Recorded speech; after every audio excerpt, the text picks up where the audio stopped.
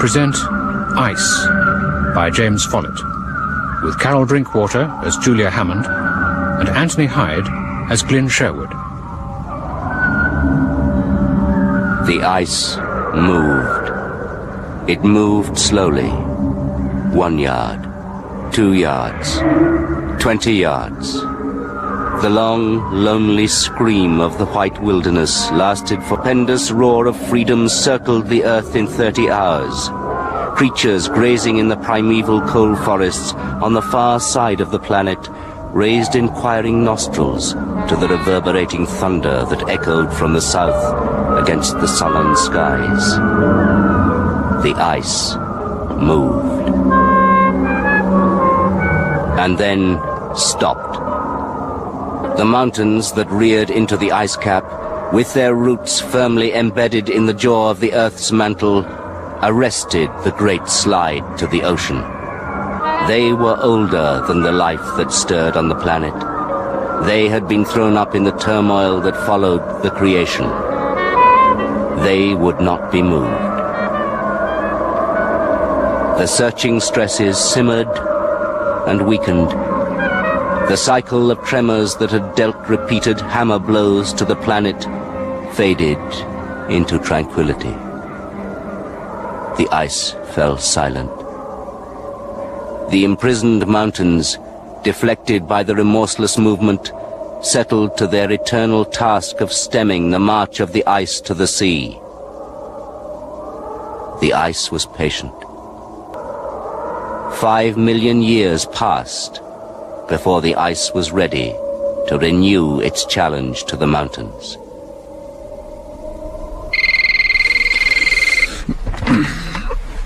Sherwood. Mr. Sherwood, Julia Hammond. I've been calling you for 5 minutes. Well, according to the roster, you are tonight's duty officer, and I've got a problem.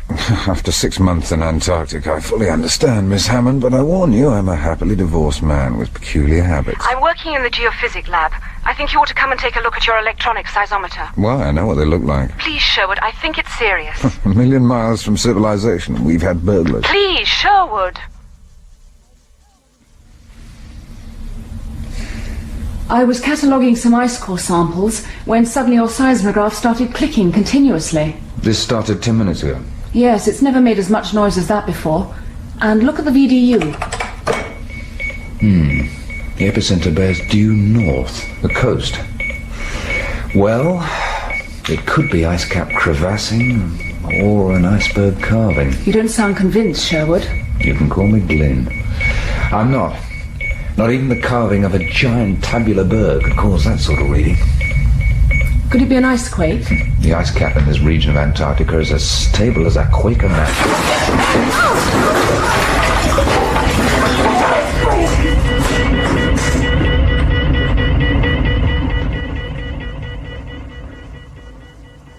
Let's get some idea of the damage. Mr. Johansson? Yeah, all the hoods are pretty okay, Mr. Brill. The generator's come off its piles, but I reckon to have that checked up today. And number 2 diesel tank? Looked in a bad way. Yeah, split. But near the top. Only about 500 litres lost. Tank's off her cradle, but she's okay. We've enough oil for the generators to last us until July. Yeah, no problem, if we're careful. Thank you, Mr. Johansson. Stevens? Nothing disastrous. Smashed signal generator. All the radio gear is okay. No more films, though. The television monitor fell on the video recorder. Oh, well, we'll see if we can stretch our budget to cover research into reviving the art of conversation. Well, everyone, it looks like we've come through an ice quake relatively unscathed. Mr. Brill? Miss Hammond? All my samples were lost, and I don't have even a single test tube left. How long will a relief supply flight take to get here? Have you any idea how much it costs the Rosenthal Foundation to charter a Hercules from the Royal New Zealand Air Force? Anyway, the airstrip is unusable at this time of year. Why not contact the American South Pole base? Wouldn't they provide an airdrop? If it was a matter of life or death, I wouldn't hesitate to ask them, but I have no intention of prevailing on their generosity just to keep us in test tubes.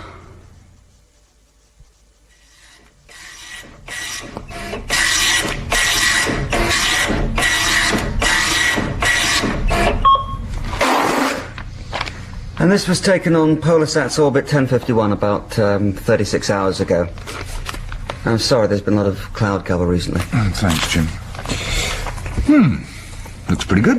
What's the scale of these pictures? About 100 kilometres to the centimetre. You can just make out the coastline there. On the high-res pics, when there's no cloud cover, you can even see this base. Yeah. Fine. Julia, pass that Polarsat pic, will you? No, the one that was taken 10 months ago. This one? Yeah, that's him. Jim, you've got a pair of dividers so I can scale these distances. Yeah, sure. Okay. I make this bay roughly 180 miles across by 90 miles deep. So? So it's a new bay. What? 300 miles north of us, smack on the epicenter of our icequake, is about 7,000 square miles of coastal bay that wasn't there 9 months ago.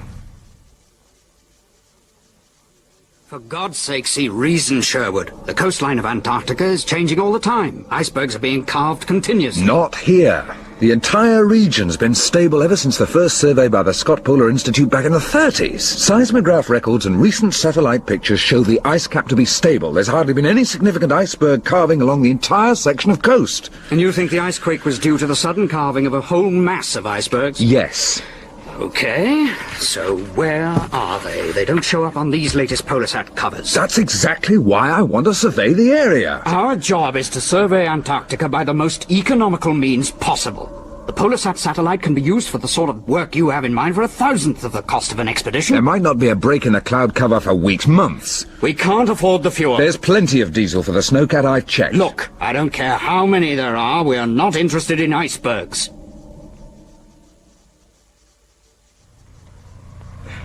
I'm not sure I don't agree with Brill, Sherwood. Is it so important? Hang on. Oh, dear. Well, I can't think of many things that are more important than the stability of the Antarctic ice cap. And please, call me Glyn. What? Ice is only important to the whalers, Sherwood. You know, back home in Norway, work the factory ships, we curse the stuff. Shot. The stability of the Antarctic ice cap concerns every man, woman and child on this planet. It contains 90% of the Earth's fresh water. Were it not for the ice cap, mean sea levels throughout the world would be 20 metres higher than they are now. All I need is a double two. Got Well it. That's me out. You're over-dramatising, Sherwood. A massive carving of icebergs doesn't mean the cap's about to melt. Oh, maybe not. Thanks. But if a section that's been stable for millions of years, probably since the Cretaceous period, has suddenly shed a mass of icebergs, I want to know why. You're the geologist. Could it happen again? Damn. That's what frightens me. Okay, so we take a look. Hey, Sherwood? Eh? We take a snowcat. Take a look. I'll say I'm taking the cat out to test the new grousers. She's already loaded with drums of extra fuel. Take you two along as extra weight. So, going's good. Might be different next week. We'd be shocked. We've all been here for our 2 years, so the Foundation won't be renewing our contracts anyway. Oh, Well done. good shot. Both of you are. Fancy a trip to the beach, Miss Julia, so I can have my wicked way with you under the merciless tropical sun? I'll pack my suntan oil, Sherwood. I do wish you'd call me Glyn. You lose, Sherwood.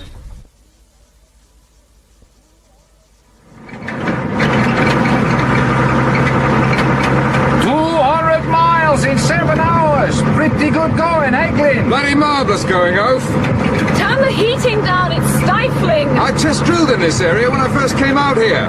The ice cap's as stable as the Rock of Gibraltar, but we'll have to ease up when we're near the coast. Why's that? Well, I don't know what the coastal ice fields are like, and if there has been a massive iceberg carving, what's left of the field might be unstable. Keep it short, Oaf. We don't want him getting a DF fix on us. Roger, Mr. Brill. This is Snowcat 1. I copy. How's it going, Mr. Allan? Fine, Mr. Brill. A few more miles and our grousers will be running real smooth. Just signals drop below S5. Where are you? We'll be following our tracks back to base in about 3 hours, Mr. Brill. Over and out. He suspects something. Of course he does. Me out with a snowcat a couple of days after he warned me off. Sherwood! Prevail!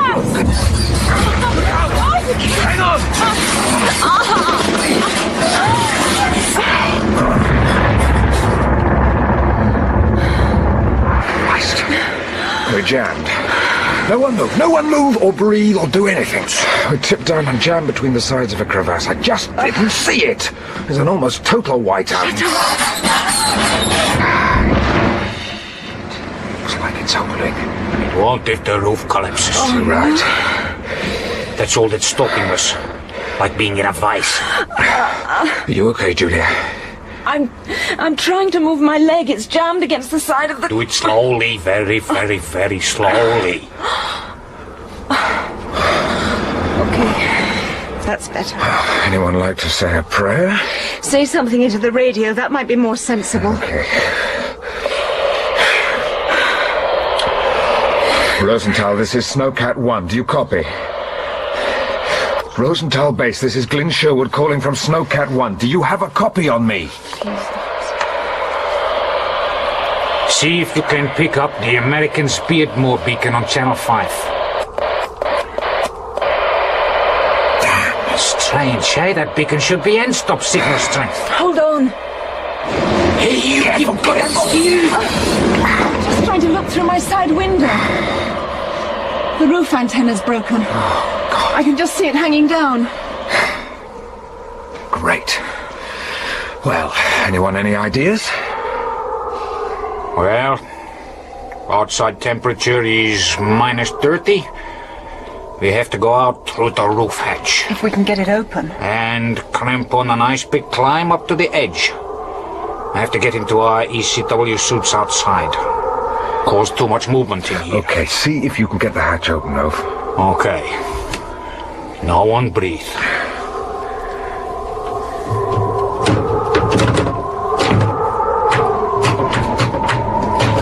Okay, she's unlocked. Easy. Blasted thing's jammed. Oh, for Christ's sake! Has it shifted? It damn near shifted us a few hundred feet downwards. Oh no. What? I can just see the edge of the roof. Yeah? There's about a 3-inch ledge of ice that's holding us. Oh. Look, I've got an idea. I'm much lighter than you two, especially Oaf. If I go out, I could tie a cord onto the front power winch shackle and climb up to the ice field. The back end of the cat's about level with the brink, so it won't be a difficult climb. No, it's far. And I could bury a couple of spades in the ice, well away from the brink with the winch cable tied around them. No, it's much too dangerous. It's not as dangerous as sitting here waiting for 3 inches of ice to give way. At least an anchored cable might stop the cat from slipping any further. That ledge is bound to give once you two gorillas start moving about. I won't let you do it. She's right, Glyn. There's no way in the world I'm going to let Julia go out there alone. No way in the world.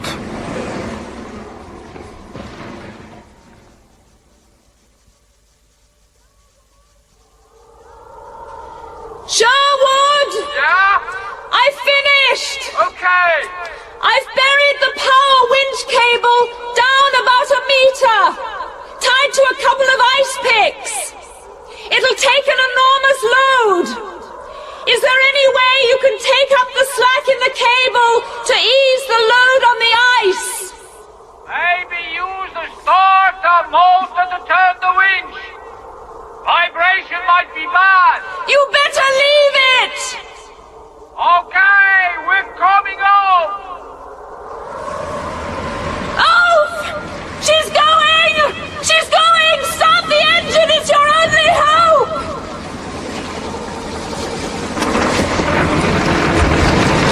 It's working, Sherwood! It's working! She's winding herself up on the winch! Come on! Come on, another 5 feet! 4 feet! She's nearly there! Come on! Come on! Come on! Come on! Oh, God! The cable's pulling out of the ice! Ah!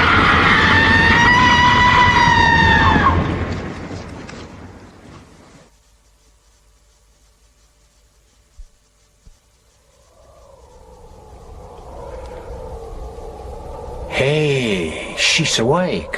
Thank God. Julia? Oh, pretty tough kid, eh? You take care of her. I fix the antenna. Okay.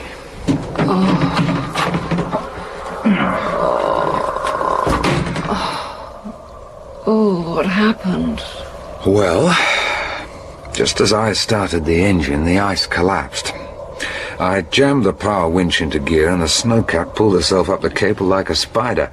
And just as we got out of the crevasse, both ice picks came out of the ice. One of them shattered and the handle caught you a glancing blow on the head. How do you feel? Like I've been kicked by a horse. Oh, sorry, a brontosaurus. Well, at least there's no permanent damage to your stunning beauty. Oh, shut up. You were very lucky. What's the damage to the snowcat? Not too bad. The roof's a bit buckled and the HF antenna's torn off.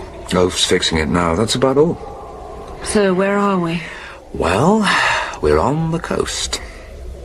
But we were 20 miles from the coast. Mm-hmm. Do you mean to say that you're so obsessed with your bloody ice that we pushed onto the coast while I was at death's door? Now, wait a minute, hang on. We couldn't turn back to Rosenthal. Why not? Well, that's your fault, I'm afraid. You anchored the winch cable on the wrong side of the crevasse. We drove a couple of miles along the edge, in both directions, looking for an ice bridge. And then we spotted the sea, where there shouldn't be sea. What? Take a look. Here, gently, I'll help you. Oh, it's okay. See? Coast, where there shouldn't be coast for another 20 miles. So it looks like you were right. Well, I just don't know, Julia. Nothing makes any sense. If there has been a major iceberg carving event, then where are the icebergs? The big ones might have had enough momentum to carry them into deep water, but where are the growlers, the small icebergs? There should be thousands of them aground in the bay. As you can see, there's only a handful. But maybe those satellite pictures were wrong. Maybe you misinterpreted them. No. This bay is new. It's roughly triangular-shaped. 180 miles across by 90 deep. 8,000 square miles of ice that has simply disappeared.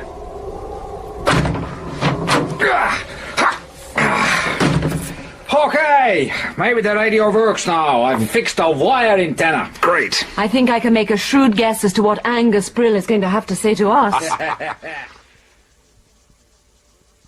During my 5 years as director of the Rosenthal Antarctic Survey, I have never known such arrogant insubordination. The only thing that interests me is fulfilling our United Nations contract, and that involves core sampling the ice cap, not chasing icebergs. For Christ's sake, Brill, we're talking here about a major fracture. We are talking about you three blatantly flouting my orders. For God's sake. The second thing that interests me is getting you off this base as quickly and as cheaply as possible. What? Sherwood, you have about 300 tons of core samples for dispatch back to the UK, correct? About that, yes. There's a refrigeration meat ship, the Orion, calling at Sydney next month on our way to Southampton. Your core samples will be on board. All right. And so will you three. What? The Orion carries passengers. Hey, now wait a minute. What about our contracts? We've got another 6 months each to run, and you're supposed to provide our airfares home. Your contract requires you to obey the reasonable orders of the survey's director, Miss Hammond. Oh, it's ridiculous. I've secured a favourable deal with the owners of the Orion. You either return to England on her, or all three of you are under suspension as from this minute.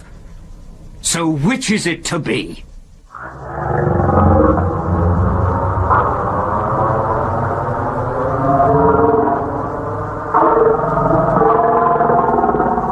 The ice moved. But the mountains that had been imprisoned in the ice for so long were still locked in its frozen embrace. Torn away by their roots from the earth's mantle, they were now dragging the ice down beneath the waves, causing it to float in a state of uneasy equilibrium, its base carving a canyon in the abyssal sediment that covered the ocean floor, and its monstrous plateau concealed beneath a shallow upper layer of ocean. Slowly and inexorably, the west wind drift current established supremacy. Unseen, the ice moved northwards.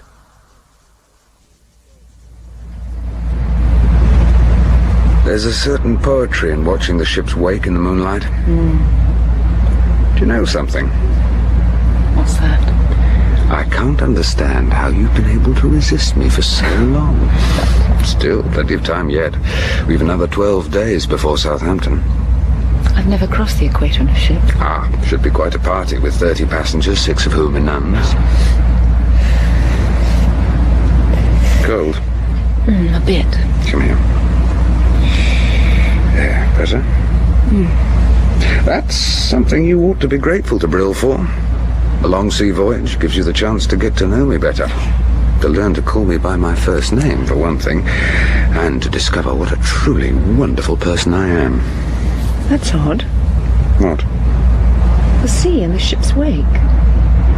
It's mustard-coloured. You're the marine biologist, sweetheart. I've heard of it happening when krill dies en masse. I've never seen it, though. Probably an optical illusion. I suppose. Good evening. Oh, hello, Oaf. Ah, it's a nice dress. Ooh, a compliment from Oaf. I shall treasure it forever. Anyway, sorry to be unsociable, but I'm off to bed. See you in the morning, folks. Okay. Good night. Sleep well. You see the color of the sea? Julia just commented on it. Ice. What? Ice. I can smell it. Oh, come off it, Oaf. You can't smell ice. All whalers can smell ice. You know when it's there, it does something to the air. You can feel it, smell it, taste it. Oaf, we're a day's sailing north of Cape Town, 400 miles or more.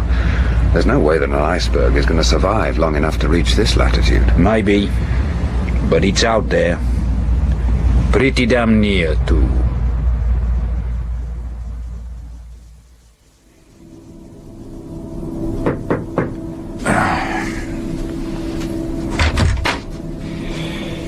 I hope I didn't wake you.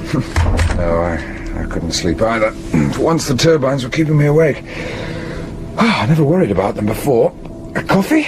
Steward's left me a flask I haven't touched. Why not? There was no thunderous snoring from Oaf's cabin when I came past, so he's not sleeping either.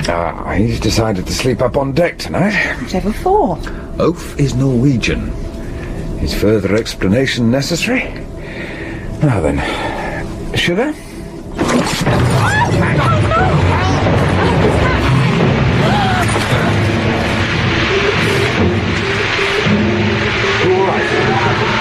Oh my God, she's listening!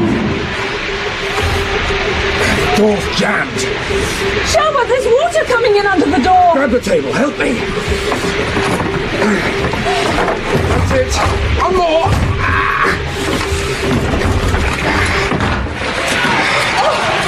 Freeze! Just grab onto the rail. Make your way on the corridors. There is no cause for alarm. What? All deck crew to the emergency station. All cabin crew to check cabins. Are you two All okay, passengers to assemble on deck. Yeah. What the hell's happening? I don't know, sir. I don't know. Please use the right-hand companion way out to Hyde. I'll be with you when I've checked all the cabins. You need help? Designated lifeboat drill station. Come. Oh, she's going over! Get yourself waiting for one gets the hour. Turn right to the end. Follow the signs. Go. Oh!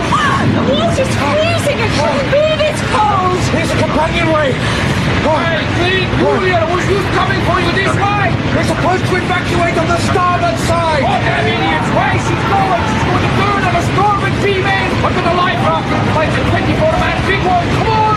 Come on. Okay, I go down the rope first, hold the raft away from the side. What are those lumps in the water? Ice, tiddly growlers everywhere, torn away when the ship ripper bottom out, I There reckon. can't be ice this far north. Let's get moving before she goes over. I'm lousy at climbing ropes. You walk backward down the side like this, it's easy. Glyn, I can't do it! Sure you can. How you doing, Oaf? No problems. Okay, send Julia down first. Glyn, I'm telling you, if I could, I would, but I can't! Well, you climbed that crevasse, now come on! That was in daylight and I can't swim! Won't have to swim, Oaf will guide you into the raft! It's going down! Carry Julia, hold her hard!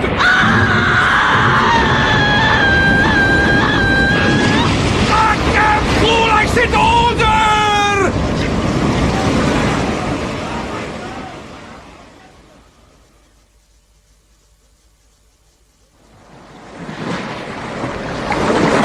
We'll never find her now! After 15 minutes in the water at these temperatures... Shut up! I'm being realistic. You're being a pain. Over there, paddle! You paddle like stink! What did you see? Paddle harder, goddamn you! Okay, stop! I got her! Oh, you help me! Quick! Is she? Come on. Little one. Mouth open wide so I can breathe into you. We gotta get the wind off her. You get the pole up. Get the cover sipped on while I do this. Come on.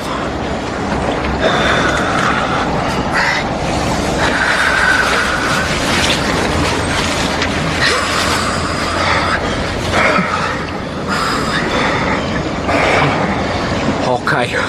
She's breathing. Thank God, thank God. Only just. Doesn't sound like she's got water in the lungs. Lucky. What the hell are you doing? Gotta get all her clothes off. What? You pull her tights down. God damn it, you wanted to live, eh? Just do it! Oh, the colour of her skin! Seen worse. Okay. Now we get our clothes off. What? What for? We get all our clothes off.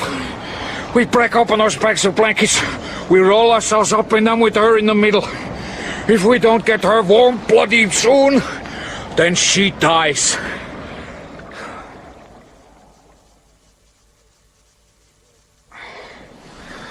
Oh, you awake? I'm awake. Her body's still freezing. Oh, she dies soon. You can't say that, Oaf. Look, her breathing is getting faster. No good if we can't get her warm. I fished dead men out of freezing water within half the time she was. Oh, God. An iceberg. North of Cape Town. It doesn't make any sense, Oaf. If it was an iceberg, why didn't we see it after the Orion had gone down? You're the expert on ice. I think her heartbeat's getting slower. Listen.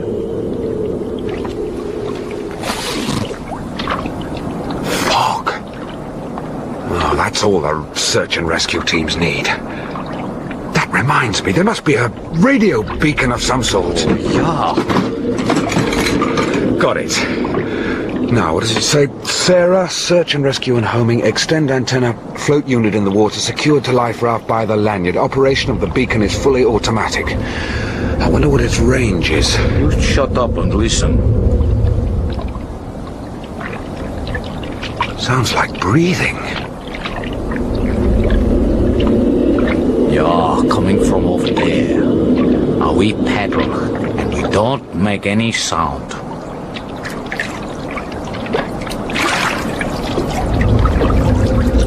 Oh, surely we should be paddling away from that noise. Doesn't sound too friendly. Damn fog. What was that? Ice. It's right under us. Oh, an eye. Look, we're going back. A blue. Breathing like that, I knew it had to be a blue. What? A whale? Hell's teeth, it's vast. Oh, we gotta get clear if it suddenly sounds. Can't sound. It's beached on the ice, being crushed by its own weight. Pretty near dead already. Soon make sure. A meter of aluminium paddle handle makes a pretty good harpoon, eh? Now get ready to paddle like Stink if it kicks. One flick from his tail, we're finished. What the hell are you planning? Straight through the eye, into the brain. Pretty damn dead now, eh? Ha! Oh, what the hell do we want with a dead whale? We've got enough food for 24 men. Now we get to work. Give me the knife. What? Okay. Now what we're gonna do? We're going to cut away a big square of blubber. Then we open a wound in the side of the whale, a big one. Cut an artery so that it fills with blood. Then we put the girl inside the whale. Naked, with just the head sticking out. Okay? We're gonna do what? She needs warmth. And the blood of this whale is going to be warm for hours yet. We give her a long soaking in a blood bath. Oh, her color's coming back and she's breathing better. Ah, she's looking pretty good, eh? Better than she did 30 minutes back. Oh, you're a genius. Ah, thank God she survived. Yes. Hey, helicopter. Great! Do you reckon they've seen us? Bright yellow raft with little radio gizmo squawking away. Sure they seen us. U.S. Navy. Yeah, they're altering course this way. Oh, what's happening? Julia, my dear. Hey, Glyn, she's awake. Somebody, please tell me where I am. That's gonna take a lot of explaining.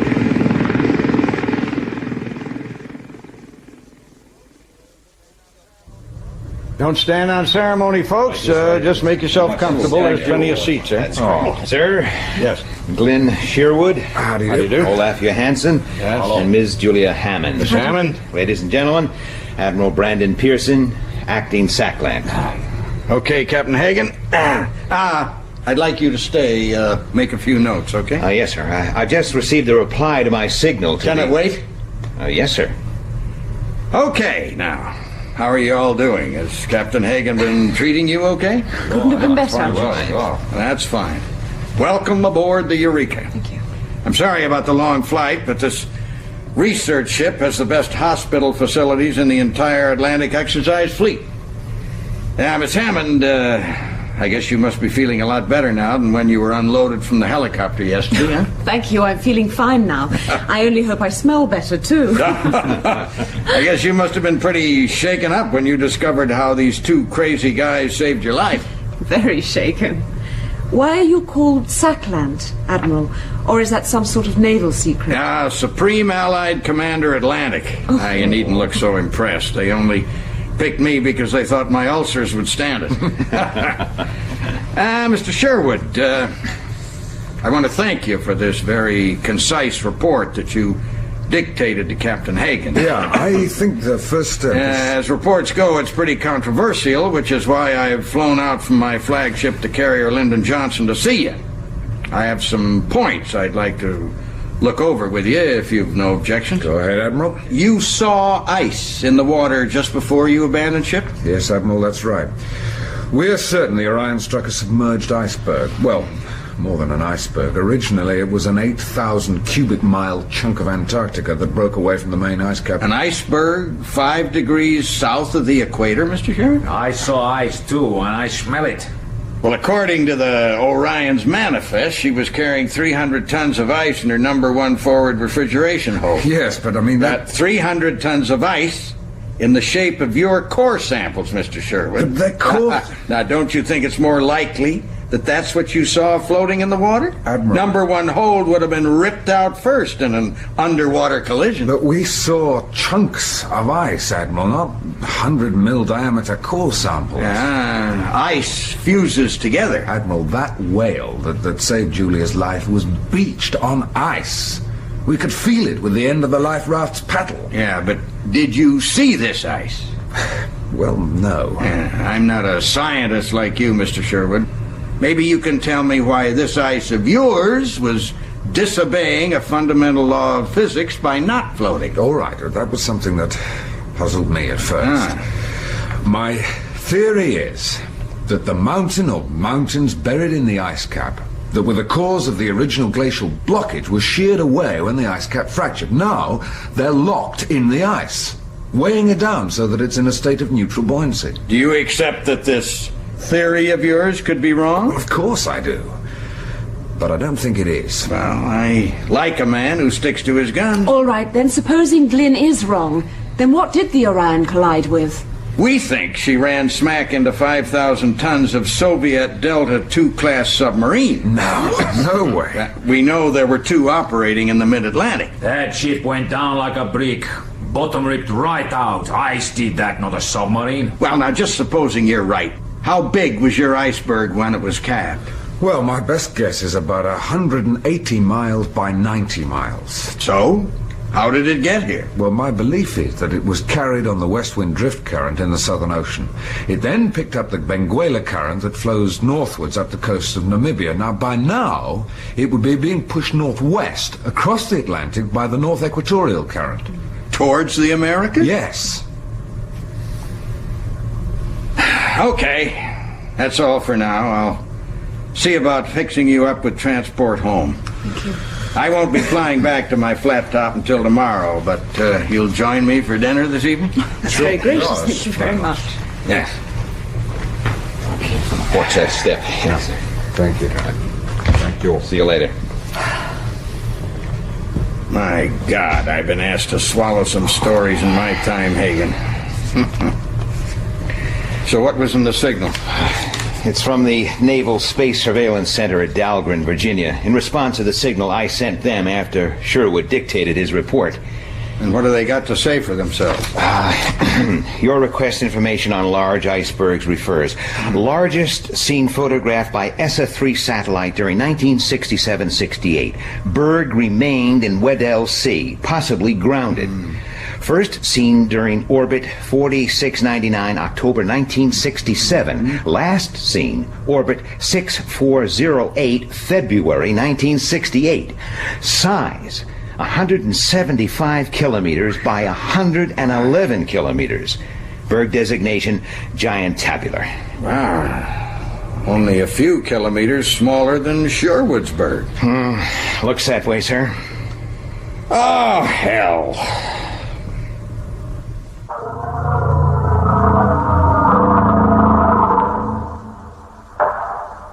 The ice continued its slow, inexorable migration.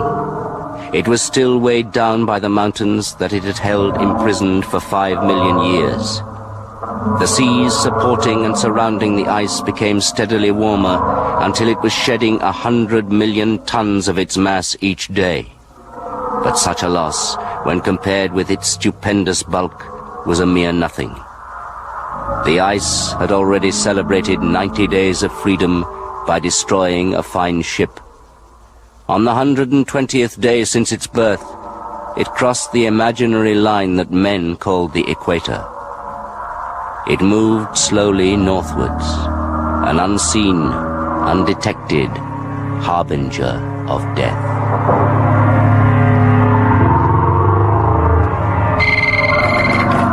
Hagan. Mason, sir. Signal from the Johnson. An RAF Charlie 130 on a flight from UK to Ascension has sighted the Vegan.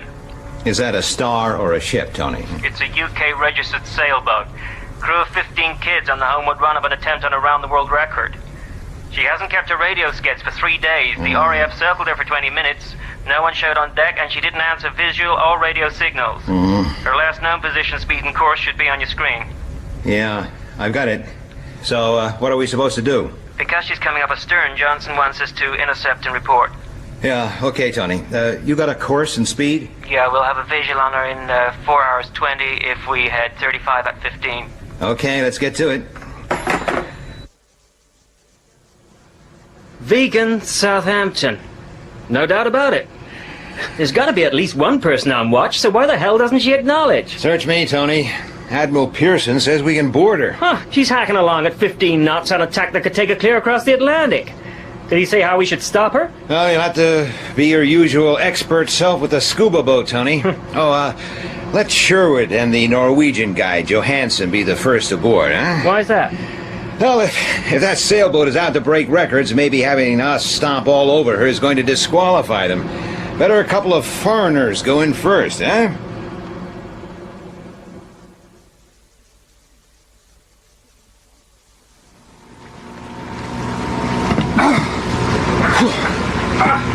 I hoped I'd never have to climb a rope again. Hey, you both okay, Sherwood? Both? Yeah, okay. We're both okay, Tony! We'll follow a couple of 100 yards astern. Okay! Give a shout on the handheld as soon as you've anything to report. Right!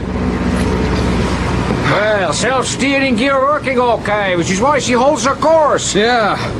The cockpit's deserted. It's bad seamanship. Oh, good seamanship everywhere. Decks clear, sheets coiled and cleated. See the repairs to this dodger. That's good seamanship. Well, you have a look here. Anyone below? She's a dead ship.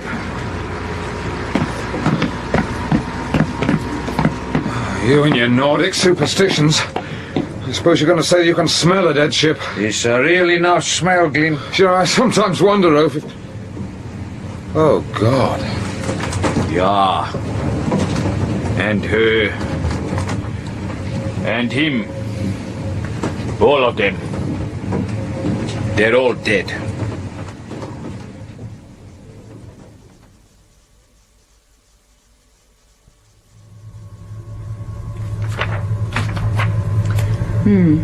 July the 27th. We've all had this silly feeling that home is just around the corner, even if we are still in the South Atlantic. Noon. Wendy says that her... something is better. I can't make out her handwriting. It could be tooth? Yeah, I think it is. Do you want me to read all the details? Mm-hmm. Oh, the girl was such a compulsive gossip. Every word, please, Julia. Right. South Africa's Springbok radio is still very strong here. I wish they'd play more pop. 1400. Only 2 stars with Peter today. There wasn't time for 3. 1700. Something really weird. The seas suddenly become the colour of mustard. A sort of reddish brown. Everyone's baffled. Graham and Donald said that they'd never seen such a thing before. We've heard of it, Captain Hagan. So have I. Keep reading. Oh, this is her last entry. July the 28th. The sea's still mustard-coloured. There's tuna fish everywhere. Hundreds of them all charging about like there's no tomorrow. Really weird behaviour. One stunned itself on the hull, a tremendous crash. Roy and Tina gaffed it aboard. Fresh, fried fish for dinner tonight. There's a few more sentences, but I can hardly read her handwriting. This is terrible. 2 something. Food poisoning? Maybe. Tried getting Graham to work radio, but he's not something. And the last few words are such a scrawl, I don't think anyone could read them. No, I can't make them out either. Well, I've had the remains of their meal put in the freezer. We don't have an analyst on board. I'm a marine biologist, Captain. I'd like to use one of your labs to take a look at that tuna fish. No problem.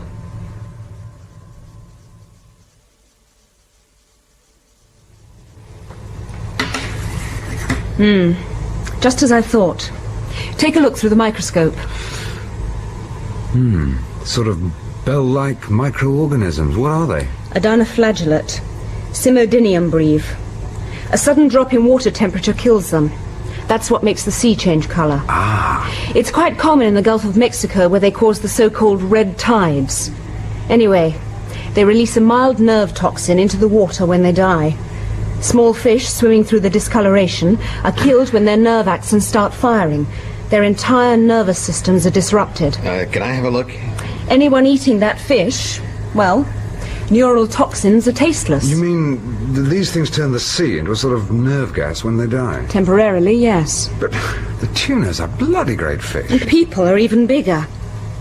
Take a look at the concentrations of our dinoflagellate. See what I mean, Glyn? Millions of them in that sample alone. And you think it must have been the iceberg that killed them? No other explanation makes sense. We've got to persuade Admiral Pearson to warn all shipping to stay away from the area the vegan was in when they captured the tuna fish. Well, Pearson won't do anything until Krantz has pronounced his verdict. Krantz? Who's he? Walter J. Krantz, Deputy Vice Commander, International Ice Patrol Headquarters, Governor's Island, New York. He's the world's greatest authority on icebergs. Yeah, I know him from my days with the International Ice Patrol.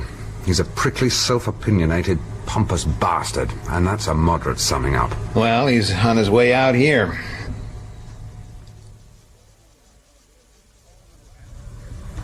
Admiral Pearson, gentlemen, all we at the International Ice Patrol can say at the moment regarding these wild reports of Mr. Sherwood's... Wild? ...is that we have read, we have considered, and we are skeptical.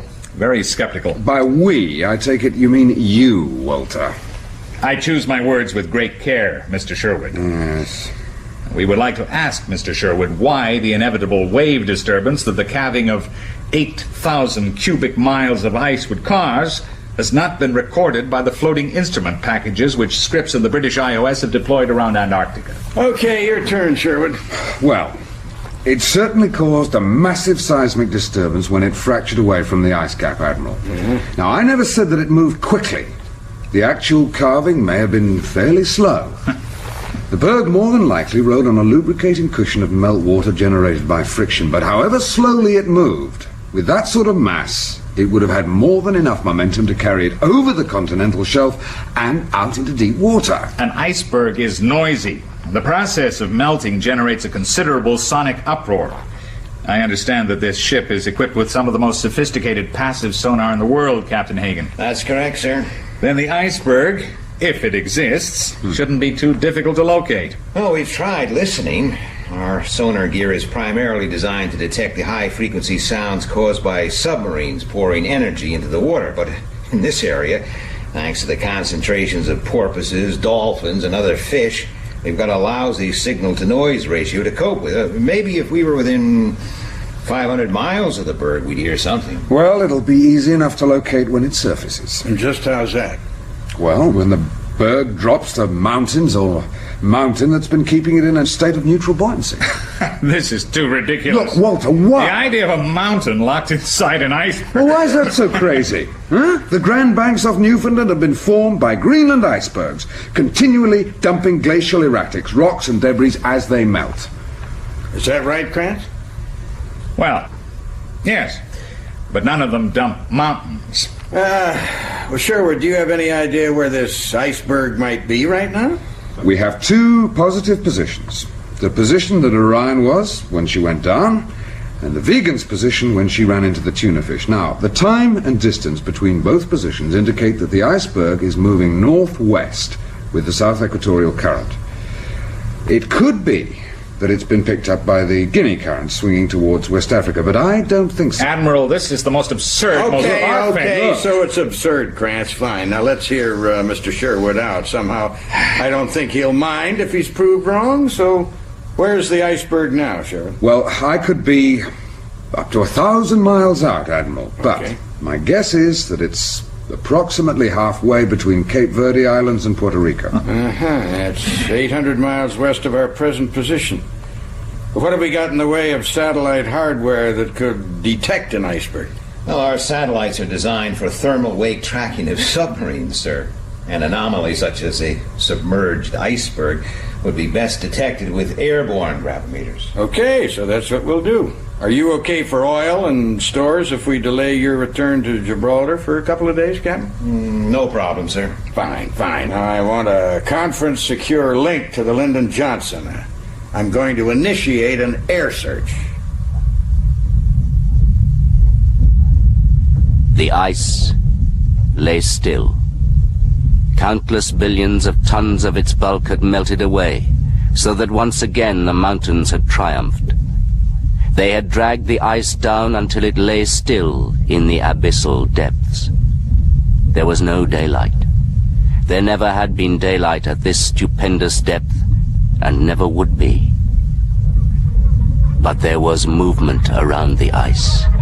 The continuous luminescent flurry of grotesque bottom-feeding fish shying away from the sudden increase in the density of the seawater caused by the intense cold.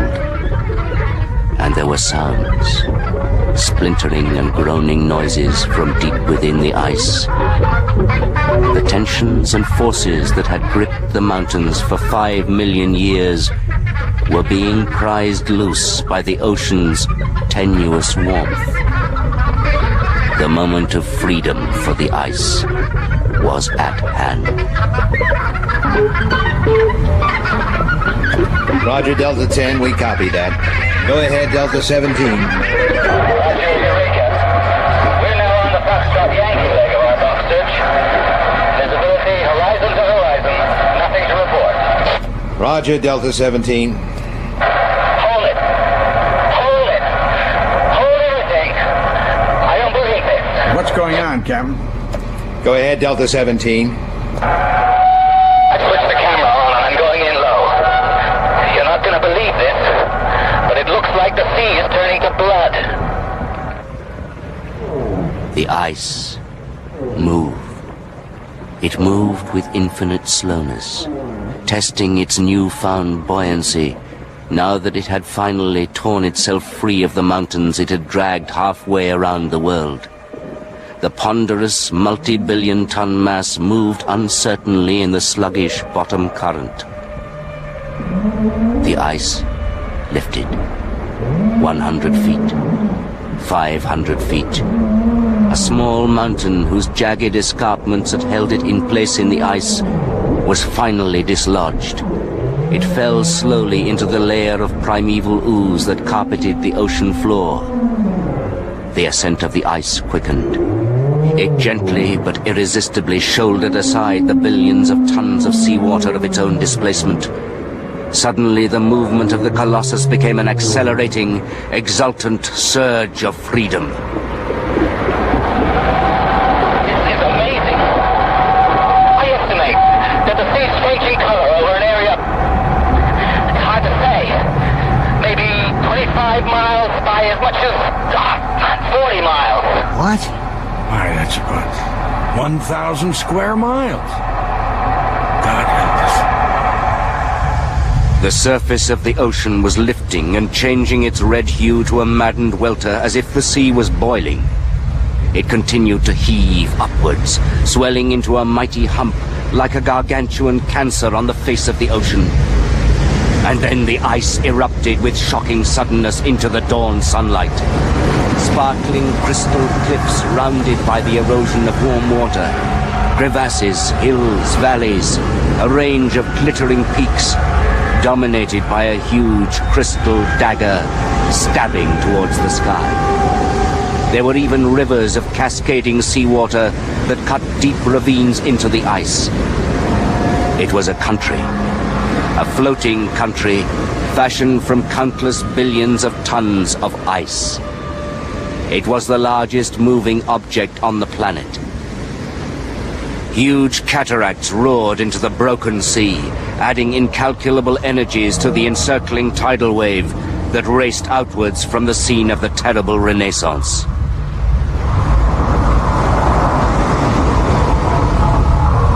A remarkable sight. God, she's beautiful. The final tally of ships sunk by the tidal wave is 4, and no one knows how many smaller craft, and you still think she's beautiful, Walter. And those poor kids? It's evil, Krantz. Dear little one. When you think of the damage it's caused, the life it's costs. I don't derive any satisfaction at all from saying I told you so. Quite. Well, here we are, folks. A radar map of the berg from the last aerial survey. Mr. Krantz, you were right. 30 miles by 20. Average thickness 1.5 miles. I have some experience in assessing the mass of icebergs, Captain. Yeah, well, 1,000 cubic miles. Sure is one hell of an ice cube. My calculations are that it will have completely melted within 15 days. 15 days? More like 50. If you've produced some figures, Sherwood, then let's see them. Look, with the greatest respect, Walter, you're basing your calculations on Greenland bergs moving south, correct? Ice is ice, north or south. Yeah, well, this thing's not an iceberg in the true sense of the word. It's a fragment of the Antarctic ice cap. And none of the rules relating to icebergs apply. It's big enough to make up its own rules and break all ours, which it's already done. What rules? Well, for one thing, we're in the subtropics. It's calm and can remain so for days at a time. There's not the high wind factor here that we have in Baffin Bay. Now, that means the berg is moving at the same speed as the current. It's as one with the current, if you like. And therefore the insulating cushion of cold meltwater is completely surrounding it. How about the sound? Surely that's going to speed up the melt rate. Not significantly. Look, ice is a very efficient solar energy reflector.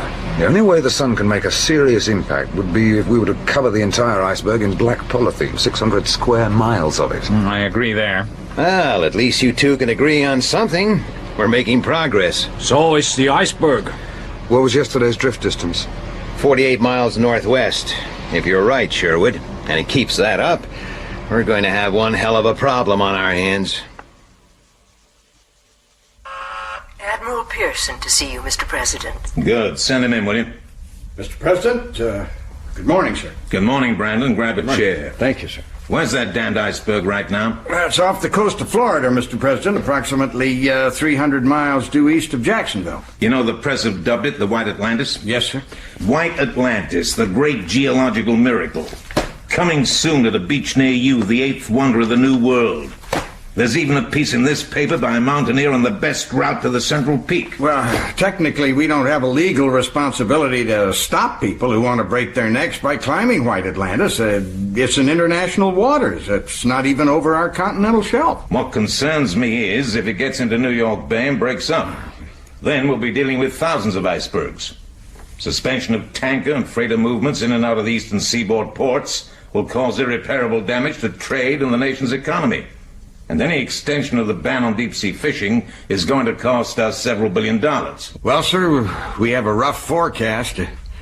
About the only thing Krantz and Sherwood have managed to agree on is that the iceberg will eventually be picked up by the Gulf Stream and pushed northwest, and that it will eventually disintegrate in the mid-Atlantic between 40 and 50 degrees west. It'll miss New York Bay? Oh, yes, sir. Yes, the prevailing wind is holding it about 400 miles off the Delaware coast. Mm-hmm. So how big is White Atlantis now? Well, 5,000 million tons. About the size of Long Island. Go ahead. An urgent call for Admiral Pearson from the captain of the Eureka, Mr. President. Oh, that'll be Captain Hagan. Okay. Hook him through. Go ahead, Brandon. Hagan, this had better be good. It's not good, sir. White Atlantis has altered course. She started swinging northeast an hour ago. Oh, hell. The wind hasn't changed. We've contacted the Scripps Institute. There's a northeast subsurface current that's stronger than the surface current. How does this affect our forecast? Sherwood and Krantz say that we don't have a forecast. Not now. Oh, okay. Clear for now. I'll come back to you in about 30 minutes. Yes, sir. We go ahead, Brandon. A clean 1 megaton device buried deep in the iceberg. We'll miss all the excitement. I told you it's a bloody stupid scheme. It'll never work. Or couldn't we stay until afterwards, Captain Hagan? We may be able to help. Sorry, Julia. Admiral Pearson's orders. Only essential personnel in the area during the test. You'll be able to watch it on TV in a swank New York hotel. All expenses paid, plus your plane fares home. We're very grateful for everything that you, Glyn, and Ulf have done. TV camera crews are essential personnel, I suppose. Yeah, by American standards they are. Well, maybe it's not such a bad idea after all, Julia. I can see it now. Dim lights, the television flickering in the corner, you and me on the sofa. Stop it, Glyn. I think I should miss New York. Fly straight back to Norway. A helicopter will take you straight to JFK, no problem. Oh, you can't go back right away. Why not, my little one? Well, we need you. You saved my life. And you saved mine, and Glyn's. Without you, I would never have lived to see my home again. You have given me back its mountains and its forests. Oh, please. Captain Hagan, I've thought of a way that Julia and I could save the American taxpayers some money while we're in New York. What's that? We could share a hotel room. Goodbye, Julia.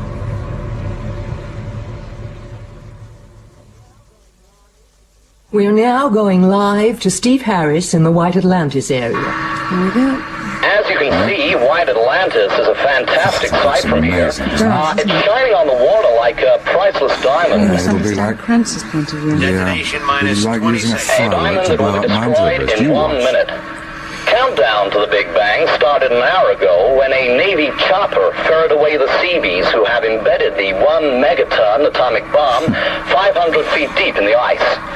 Admiral Pearson, who is in charge of the destruction of White Atlantis, has compared this operation with the blowing up of Heligoland in 1921. Detonation minus 5 seconds. 4, 3, 2, 1. Nuclear fusion initiated. Nothing seems to be happening. Yeah, you can see it blurring around the remote control tower. Now that has got to be the shockwave. Yeah, you can actually see it. Oh my God, just look at that. Now that is not supposed to happen. It's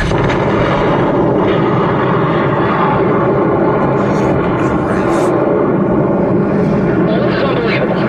Fantastic. Something's gone wrong. There's a column of ice, quarter of a mile, no, it's wider, blasting into the sky. Get a camera on that. My God, this is just incredible. A Roman candle of ice shooting up, and it's not stopping.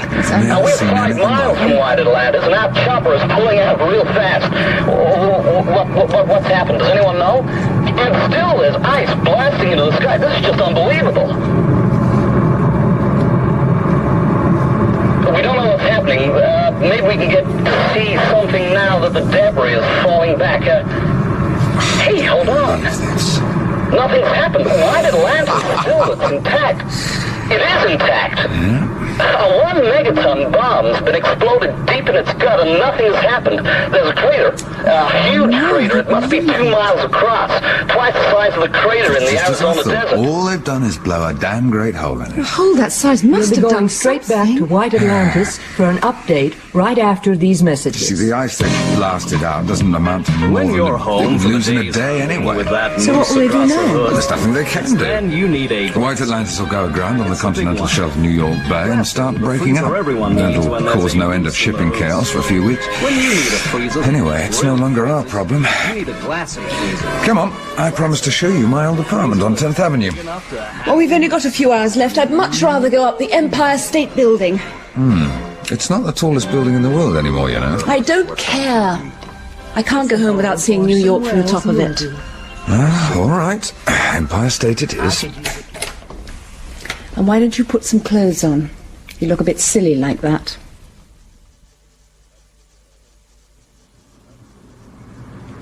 That's the World Trade Center. Over there on the Hudson is where the Queen Mary and Queen Elizabeth used to dock. And that's where we were yesterday, Central Park. How high are we? About a quarter of a mile. If you really think I'm unattractive, why did you go to bed with me?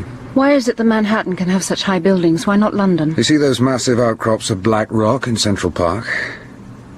Why did you? I don't know. It's just that you were so relentless. I couldn't believe it the way you butted in when Oaf was trying to... It's called Manhattan schist. Manhattan what? Schist. I see.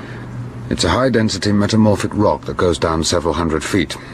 It's the finest building platform any engineer could ask for, although they curse it when they have to tunnel.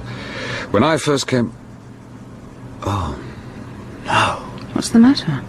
God, why didn't I think? Think what? What is it? Come on, we gotta go. Where? Gracie Mansion. What's Gracie Mansion? It's the mayor of New York's office. Come on. Take it easy, Mr. Sherwood. We know all about it. We've received regular updates from Admiral Pearson. The last one was 5 minutes back.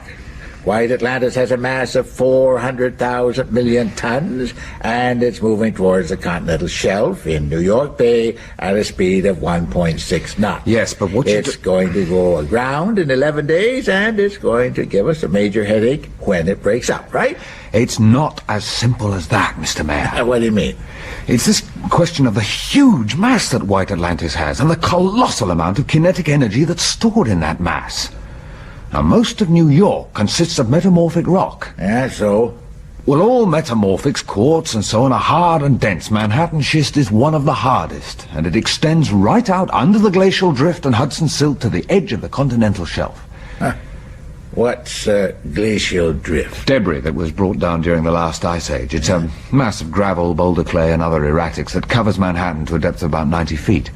Now, it might help absorb some of the shock waves, but I doubt it. What shock waves? High-density strata conduct seismic shock waves over long distances with very little loss of energy. If White Atlantis holds its present course and speed, it'll strike the continental shelf 11 days from now and release more seismic energy than the San Andreas Fault slipping 10 meters. The entire city of New York will ring like a bell. Well, Mr. Sherwood, I've checked it out with the National Center of Earthquake Research at Menlo Park. The hell of it is, Admiral, they back 'em up. I see. Gives me no satisfaction, Admiral Pearson. It seems they talk about ground acceleration of 1 meter per second when the ice strikes. A severe earthquake, they say. And don't forget the tidal wave.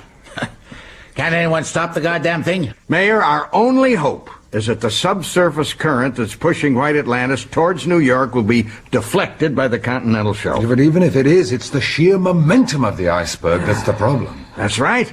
And we know next to nothing about subsurface currents. Well, you gotta come up with something. Otherwise, God only knows how, we're gonna have to evacuate New York. Well, when I lived here, Manhattan seemed to evacuate itself every evening between 4 and 6. What kind of a stupid remark is that? I'm sorry, Mr. I tell you something, Mr. Sherwood. Manhattan covers 21 square miles and has a population of around 2 million. Brooklyn is double with the size of a population of 3 million. Yes. The Bronx, 41 square miles, another 2 million. And then there's Queens. You know how big Queens is? No, 118 square miles and 3 million. Take the whole area and you've got 12 million people. 12 million? People, Mr. Sherwood. People with homes, backyards, families, businesses, roots. And we're going to have to move them. 5% of the population of the entire United States. Glyn, Yeah? that radio is keeping me awake. Sorry.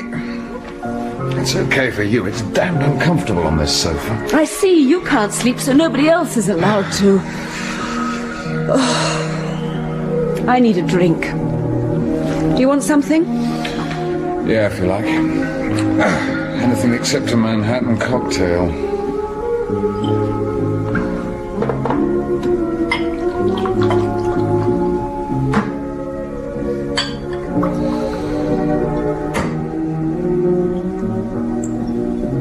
Ice? Yes, please.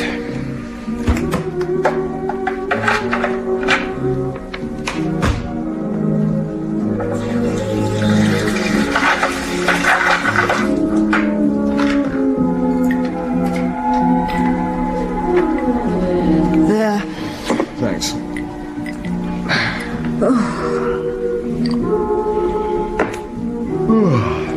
Wasn't there a scheme to tow icebergs to the Middle East as a source of fresh water? Couldn't White Atlantis be stopped if there were enough ships? It's already been thought of. That's where Krantz is now, busy with the IIP computer. The collective power of the whole world's merchant fleet doesn't begin to add up to the power needed to stop White Atlantis. I once read a book on karate. You know the sort of thing. How to take advantage of your opponent's superior weight when he's pushing against you and you're shoving back. You suddenly change your push to a pull and down he goes. A 1 megaton karate chop didn't seem to make much of an impression. I'm not saying you could stop it, but couldn't it be deflected? You know something? You're not only beautiful, you're brilliant.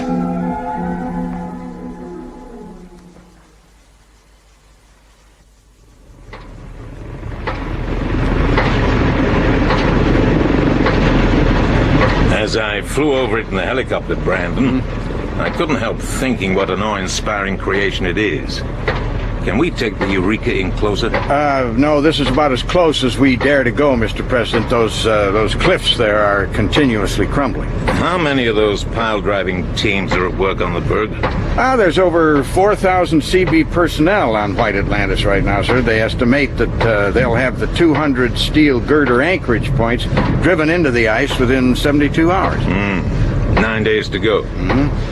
What do you reckon our chances are of beating this thing, Brandon? Oh, maybe a little better than 0 if we do nothing, Mr. President. Even if we do beat it, we're still going to be stuck with the problem of several hundred cubic miles of ice breaking up in New York Bay. The disruption of shipping, fishing. Have you any contingency plans for that? No, sir. What was the name of the English scientist who blew the whistle on this? Sherwood? That's correct, sir. Does he have any ideas? I haven't asked him. Maybe it would be a good idea if you did. Yes, sir. Okay, Brandon. I'll order every U.S. registered ship over 10,000 tons to New York that can get here within 7 days. We'll need 200 serviceable ships, sir. That means getting at least 300 ships to check out. Sir, are you going ahead with the evacuation of New York? I've got a meeting with Governor Dillon and Senator Walker as soon as I get back to Washington. It'll have to go ahead, Brandon. There's too many lives at stake. Oh, this is a fantastic sight. It must be the largest gathering of ships since D-Day. I've never seen anything like it in my life. No one else has ever seen anything like it before. From 1,000 feet, it looks as if New York Bay has become one giant parking lot for every merchant ship and warship in the West. A number of British ships have joined in. The ship in the center of the picture is the Eureka, the floating headquarters of Admiral Brandon Pearson. The Eureka is the control center for this fantastic operation. And on the horizon, if we bring the camera up, maybe it doesn't show on your screens, yeah, that's the pale ethereal light of White Atlantis flickering against the sky. The iceberg is 170 miles away over the horizon. 20 miles long, 12 miles wide, 300 cubic miles of cold, solid ice heading this way. Now, I'm going to try now to speak to Admiral Pearson. Admiral Pearson, can you tell everyone how the operation's doing? Well, the first stage is finished. That was the construction of a 10-mile wide frontier of 500 anchorage points driven into the far side of White Atlantis. Tonight, the Seabees will start attaching the main hawsers. These will be supported out to sea on floating pontoons so that they can be picked up by the towing ships. The number of tow lines assigned to each ship depends on its power and size. The Enterprise, for example, will have about 20 tow lines. Say tow lines, but you won't be towing White Atlantis. Well, that's correct. Nor will we be trying to stop it. The fleet will provide an anchorage point for White Atlantis to swing around slightly. We're aiming to achieve a course deflection of 3 degrees. And if we succeed, White Atlantis will converge on the continental shelf at a shallow angle so that we may have an impact of around 1/10 of a knot instead of upwards of 2 knots. Once the White Atlantis is safely wedged on the continental shelf, all the ships will slip their tow lines. Will it work, Admiral? Well, it's got to work. Eureka to tow ship 31. You are okay to pick up your tow? Hello, Sherwood, Miss Hammond. Welcome back aboard the Eureka. Well, thanks for asking us back, Admiral. I figured you had a right to see what's going on. That's not what you said last time, Admiral. Computer prediction, ice strike minus 39 hours, 20 minutes. Course deflection, 0. Looks like you've been busy, Admiral. Well, Captain Hagan and his men have. They fixed up this control room in only 24 hours. All very professional. Well, now all we have to do is pray that the weather's going to hold. We haven't had time to even look at television. So how's everything doing in New York? Well, they're still evacuating Queens. Manhattan's a ghost town. Even the police car that took us to the heliport had trouble getting through the checkpoints. What are the ships doing at this moment? Well, there's still a few waiting to pick up their tow lines. You see, they have to go in strict order. Controlling 200 ships in a few square nautical miles of ocean isn't easy. And we still haven't cracked the problem of what to do about the iceberg when it breaks up. All tow ships will be in position in 2 hours, sir. 2181.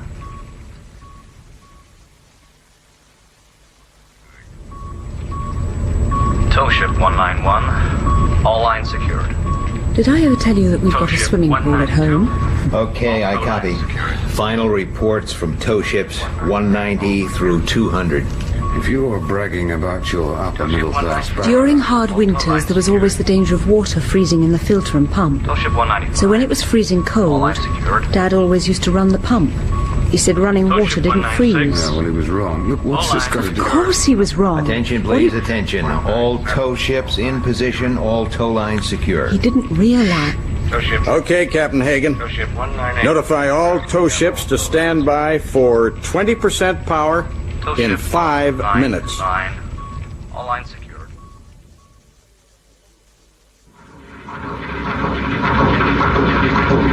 Blimey, Chief. 20 odd hours at maximum revs. This old rust bucket? Aye, that's what they reckon, laddie. These ancient old oil guzzlers blow up after 2 hours. That's what I told the captain. Half a head on board they want. It looks like the fun's about to start. Blimey.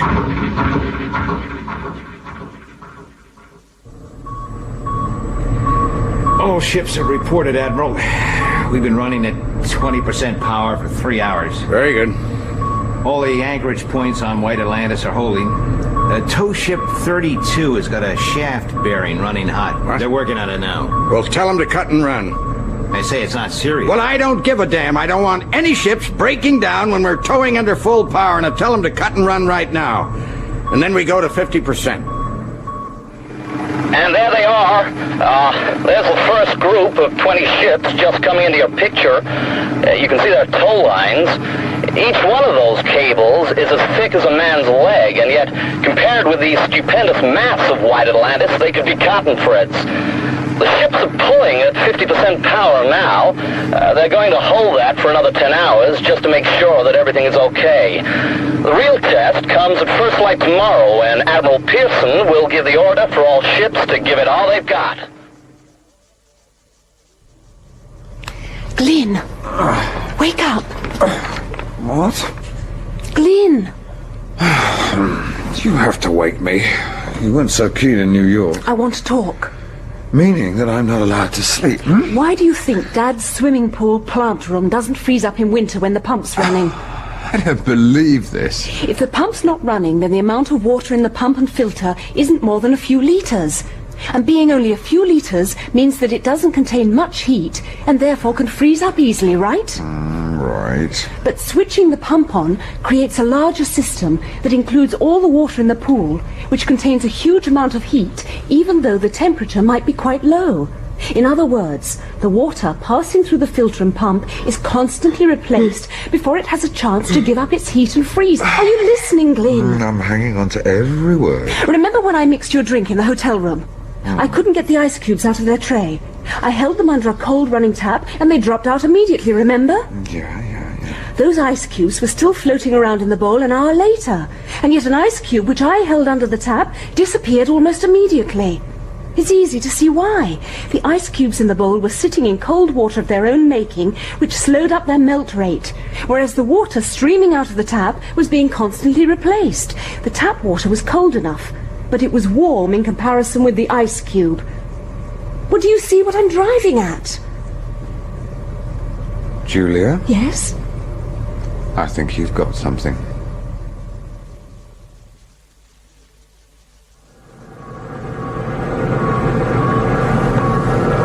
Computer prediction, ice strike minus 19 hours 30. Course deflection 0. Okay, Captain Hagan, tell him to stand by. All acknowledge. Attention all ships, this is Eureka. We're going to give the order for full power in 1 minute. Any commanders have any doubts? Now is your chance to say so. Let's get on with it. Eureka to all ships. Any commanders anticipating mechanical problems, say so now. Let's get to it, fellas. Okay, good luck, you guys.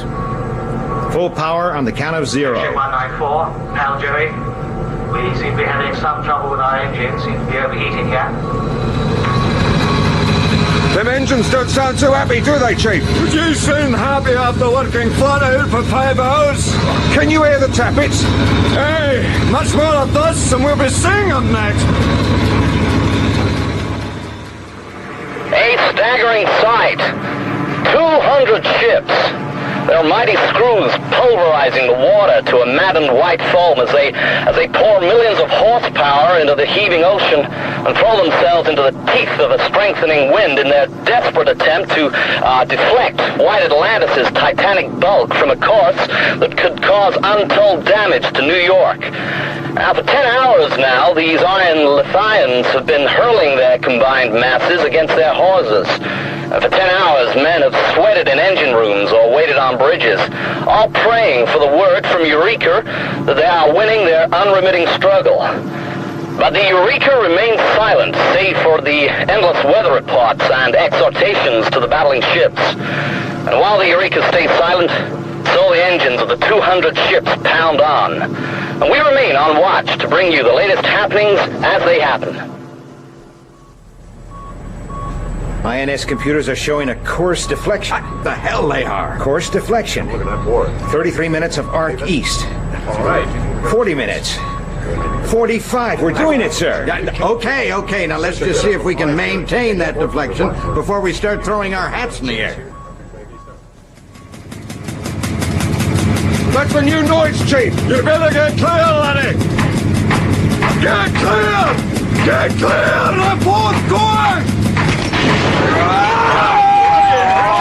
Ship 127, Pal Joey, this is Eureka. Fire your explosive bolts, drop your hawser now, and auxiliary will tow you clear. Admiral, that's the 3rd ship that's had to drop out. How long now to ice strike? Computer prediction is ice strike minus 6 hours 20. Course deflection, that can't be right. What? It is right. Our course deflection is back to half a degree, sir. Oh, goddamn wind. Well, there's no point in those ships busting their guts in this wind, sir. Sir? Issue a general order. All ships to 25% power. It's all over. Although there's been no official word from Eureka that the battle is lost, the sight of those wallowing ships on your screens, and that we're now 30 minutes from ice strike, must tell the sad story for us. Well, at least we tried. At least we fought. If we have lost, it is because, despite all our achievements, mankind's powers are still puny when compared to the awesome, overwhelming forces of Mother Nature.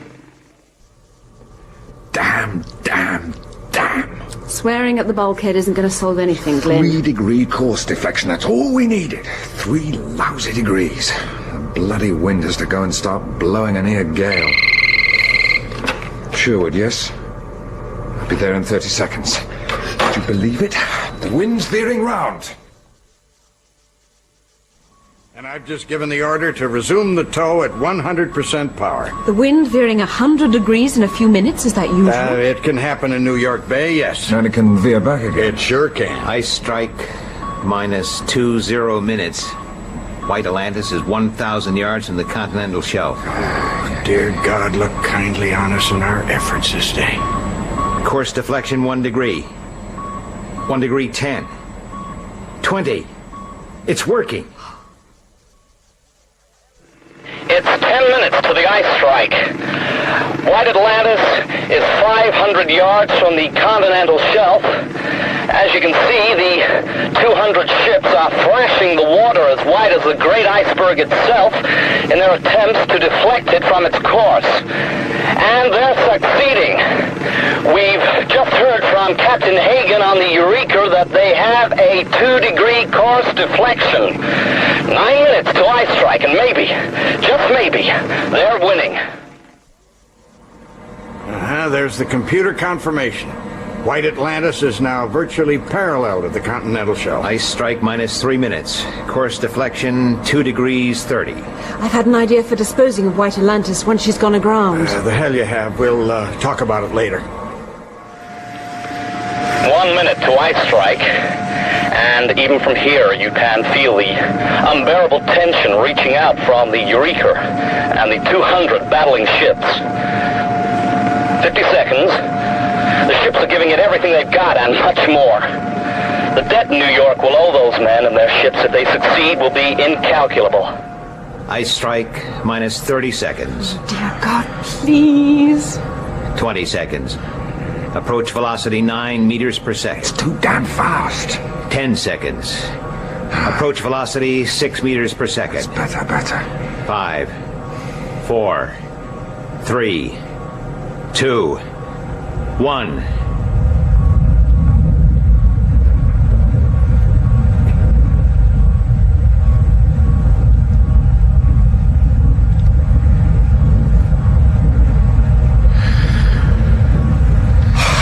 We've done it. Ladies and gentlemen, we have ice strike at a velocity of 4 meters per second. Eureka to all tow ships. Fire your explosive. Done it! Go Navy!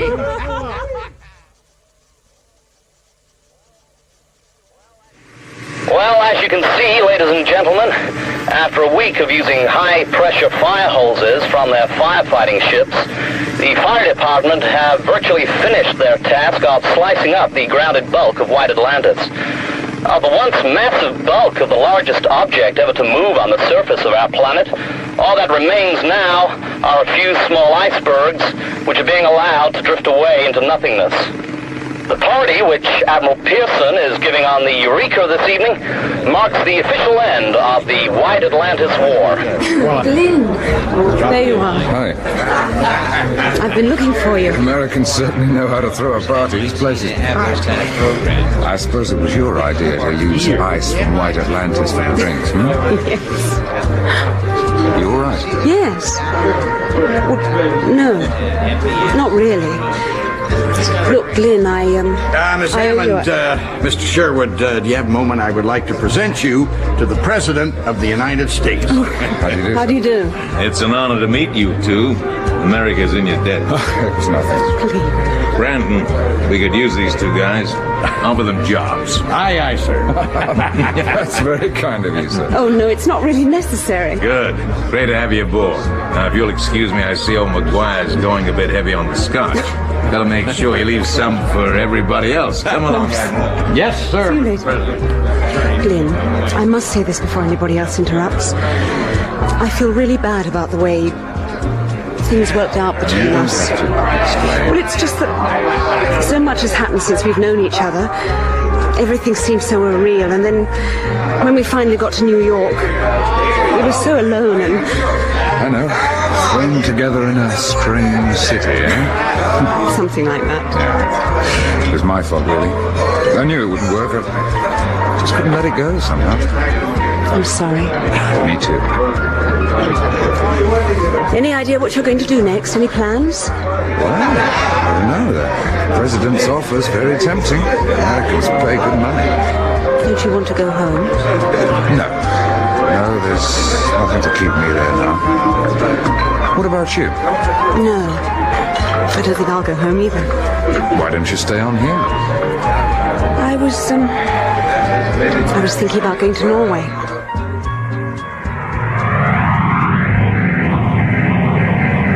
The Antarctic continent was slowly lifting. It was freed of the great weight it had borne for 5 million years. It was a gradual movement, but a movement possessing the energies of the winters of 50,000 centuries. Cracks appeared in the ice cap. They suddenly widened with a mighty roar that seemed to fill the universe. The opening fissures became canyons. And so, the ice moved.